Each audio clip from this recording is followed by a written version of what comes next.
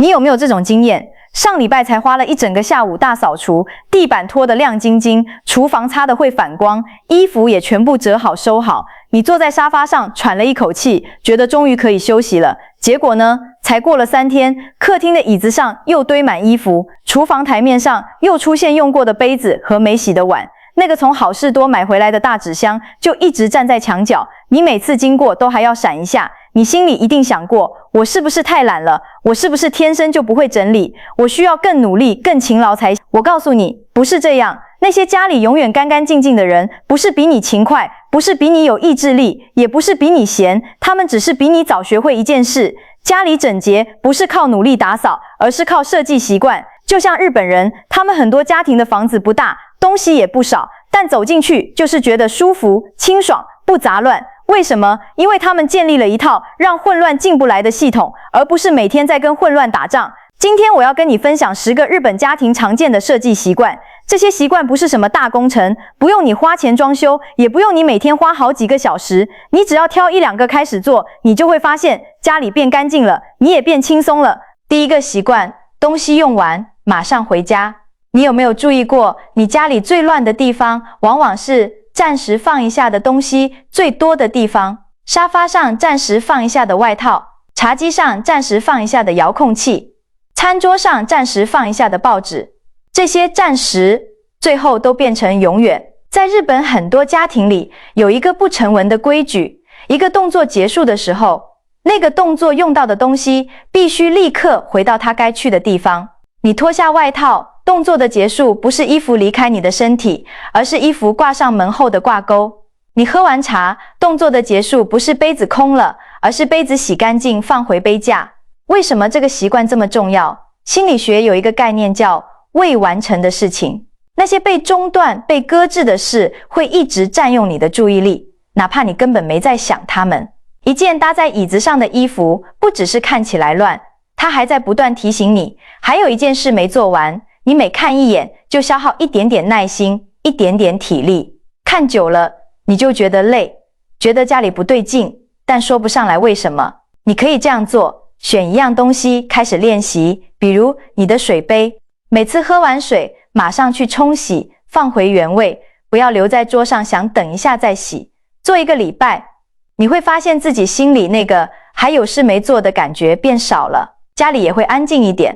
第2个习惯，进门换鞋，脏东西不进屋。你去过日本人的家吗？他们一进门一定换鞋，而且他们的玄关通常比屋里低一点点，这个叫落尘区，意思就是鞋子上的灰尘、泥土、雨水全部留在门口，不要带进屋里。根据研究，玄关有落尘区的家庭，室内的灰尘量比没有的家庭少将近1半。你想想看，如果你家里每天少1半的灰尘，你拖地的次数可以减少多少？至少少1半，你也不用每天觉得脚底沙沙的。而且不只是灰尘，你从外面回来，带着一整天的疲惫、烦躁，如果一进门就换鞋，放下包包，挂好外套，那个动作本身就在告诉你，外面的事留在外面。现在你回家了，这个转换很重要，你可以这样做。就算家里没有下沉式玄关，也可以在门口放一块好擦的脚踏垫。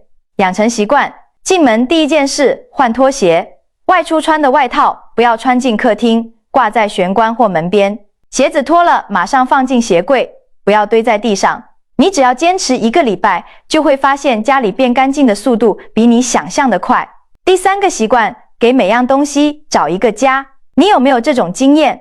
要找剪刀，找了半天找不到；要找一个充电器，翻遍抽屉也没有，最后只好再买一个。结果过几天，原来那把剪刀出现在某个你根本没想过的地方。为什么？因为那把剪刀没有固定的家，你每次用完就随手放，它就到处流浪。日本很多家庭里，每一件东西都有自己固定的位置。钥匙在玄关的盘子里，老花眼镜在床头柜左边，遥控器在茶几抽屉里，剪刀在厨房第2个抽屉。每样东西都有地址，用完就放回去，完全不用动脑筋。为什么这个很重要？因为当你累了一天回到家，你的大脑已经不想做任何决定了。如果你还要想这个东西该放哪，你就很容易随手一搁，就乱了。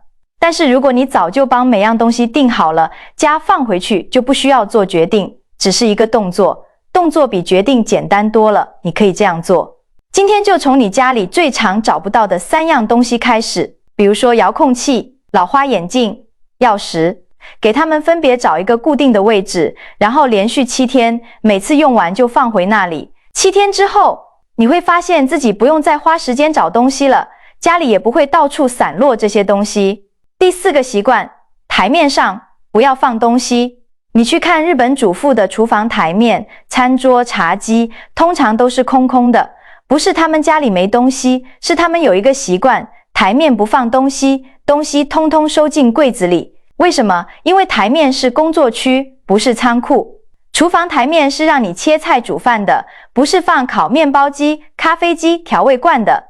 餐桌是让你吃饭的，不是放卫生纸、零食、药袋的。茶几是让你放茶杯的，不是放遥控器、杂志、充电线的。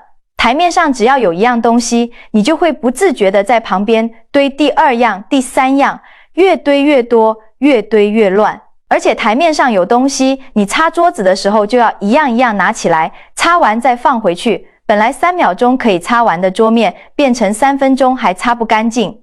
你可以这样做，把你家餐桌、茶几、厨房台面上的所有东西全部收走，只留下你每天一定会用到的那1、2样。比如餐桌只留1盒卫生纸，茶几只留1个遥控器，厨房台面只留1个热水瓶，其他的通通收进抽屉或柜子里。你会发现擦桌子变快了，家里也变亮了。第5个习惯，地上不要放东西。你低头看看你家地上是不是放了很多东西？电风扇、除湿机、体重计、小孩的玩具、拖鞋、购物袋、纸箱、保特瓶，这些东西放在地上，你拖地的时候就要一样一样搬起来，拖完再放回去。光是搬来搬去就花掉你1半的时间，而且那些东西底下你永远拖不到，灰尘、头发、屑屑就藏在下面，越积越多。你每搬一次东西，腰就要弯1次。60多岁的人弯腰会痛，蹲下去会酸，你为了那些东西把自己搞到腰酸背痛，不值得。你可以这样做，把地上所有的东西清走，电风扇、除湿机这些家电想办法放在桌上或架子上，玩具收进箱子，拖鞋只留每人1双，其他的收起来。纸箱、保特瓶该回收就回收。地上空了，你拖地就不用再搬来搬去，轻轻松松拖一遍就干净，你的腰也不用再受苦了。第6个习惯，随手擦，不要等脏了才清。你有没有这种经验？煮完一顿饭，厨房像打过仗，台面上都是油，地上都是水，锅碗瓢盆堆满水槽。你煮饭已经累了，看到厨房更累，然后你告诉自己先吃饭，等一下再清。结果吃完饭更不想动，就一直拖到明天。明天油够干了，更难清。日本主妇的习惯不一样，他们一边煮一边擦，油溅出来马上擦掉，水洒出来马上拖干，调料用完马上放回去，器具用完马上洗起来。煮完饭的时候，厨房跟煮之前差不多干净，你不用再花半个小时擦厨房，吃完饭只需要洗几个碗就好。这个方法的厉害之处在哪里？它把大扫除拆成无数个小动作，每个小动作只要几秒钟，你做的时候根本不觉得累，但累积起来效果惊人。而且因为你随时在擦，脏污不会累积，永远不用面对那种年年油垢刷到手酸的痛苦。你可以这样做，下次煮饭的时候，在旁边放一块湿抹布，见油就擦，洒水就拖，用完了就归位。煮完饭，你会发现自己的心情完全不一样，不累了，也不烦了。第7个习惯，衣服竖着放，不要叠成一叠。你打开衣柜，是不是衣服叠成一叠一叠，堆得像小山一样，要拿下面那件，上面的全倒了。整理好没2天，又乱了。你每次要出门，光是在衣柜里翻衣服就翻到心烦。日本很多家庭用的是竖立收纳法，把衣服折成统一大小的长方形，像书本一样竖着排在抽屉里，拉开抽屉，每一件都看得到。要拿哪一件，直接抽出来，旁边的衣服不会倒，也不会乱。你不需要再把整叠衣服重新折一遍。为什么这个方法有用？因为维持整齐的成本变得很低，你不需要花很多力气就能保持衣柜不乱，你就不会排斥打开衣柜，也不会因为找不到衣服而烦躁。你可以这样做，把你的 T 恤、衬衫、裤子全部重新折成一样的大小，然后竖着排进抽屉。一个抽屉不够，就用2个。折的时候尽量让每件衣服的正面朝外，这样你一眼就能看到是哪一件。你试1个礼拜，就会发现找衣服变快了，衣柜也不容易乱了。第8个习惯，浴室不囤瓶瓶罐罐。你去看看你家的浴室，是不是堆了一堆瓶瓶罐罐？洗发精、润发乳、沐浴乳、洗面乳、去角质霜，有些用到剩一点点，有些买了不好用就放着，有些已经过期了，你也没注意。这些瓶瓶罐罐的底部、瓶口最容易长霉，而且它们占着架子上的位置，你每次洗澡都要移来移去。日本人的浴室很干净，因为他们有一个习惯，不用的瓶罐马上丢掉，不好用的不留，用完了的瓶子洗干净回收。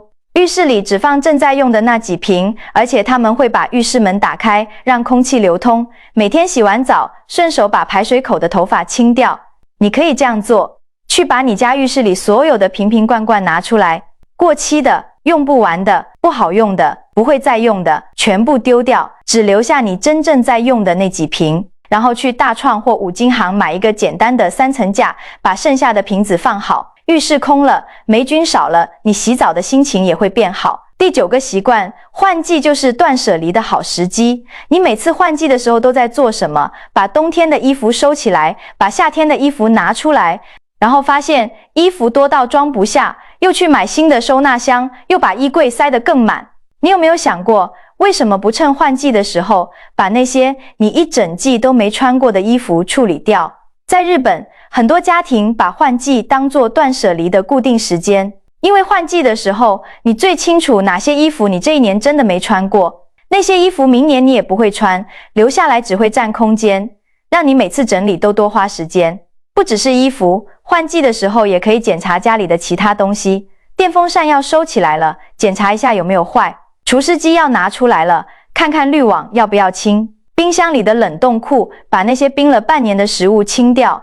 你可以这样做，这一次换季的时候，给自己一个规矩，拿出来的要穿，收进去的超过1年没拿出来的就处理掉，捐出去、送人、回收都可以。你会发现衣柜里的东西越来越少，换季的工作也越来越轻松。第10个习惯，给家里留一个空白。你去看那种让人感觉很舒服的家，通常都有一个共同点，有一个角落是空的，一面干净的墙，一个没有杂物的窗台，一张只放了一盆小盆栽的茶几。那个空白不是浪费，是给你的眼睛休息的地方。我们每天接收太多视觉资讯了，家里的每一面墙、每一张桌子、每一个角落都在跟你说话。